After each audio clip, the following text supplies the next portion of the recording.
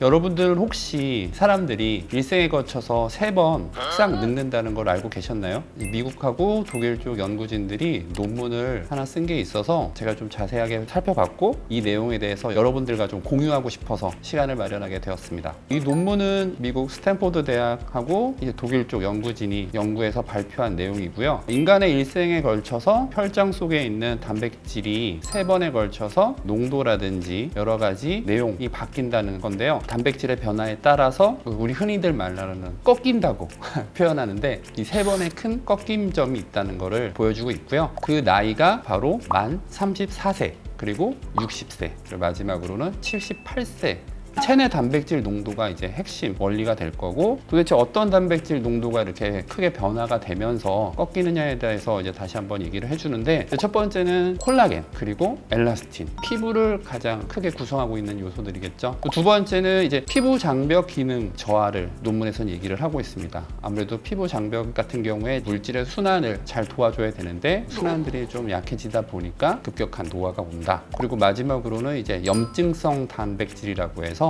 쉽게 말해서 이제 약간 질환 관련된 내용이겠죠. 이런 3가지 단백질 농도가 변화하게 되면서 피부의 구조적인 변화, 여러 가지 기능 저하 이런 것들이 발생을 하고 그것이 급격한 노화로 이어진다. 병원에 방문하시는 분들의 연령대가 이 논문 같은 경우에는 서양인들을 대상으로 했기 때문에 아마 인종적인 좀 차이에서 동양인보다 급격한 노화가 좀 늦게 오지 않는가 저는 좀 생각하는 것도 있고요. 피부과에서 일을 하면서 환자분들이 찾아오는 나이대를 고려를 했을 때 우리나라는 조금 더 이르지 않나 라는 생각이 있고 34세, 60세는 어느 정도 비슷한 방문 성향이 있는 것 같은데 사실 78세 분들은 잘 안 오시니까 그리고 우리나라 같은 경우에는 많이 오시는 분들이 29세, 39세, 49세 내가 앞자리 연도 수가 바뀔 때쯤에 여자분들이 이제 심리적으로 뭔가 압박을 좀 느끼시는 것 같아요. 그래서 환자 오시는 분들 이제 나이대나 이런 걸 보면 9수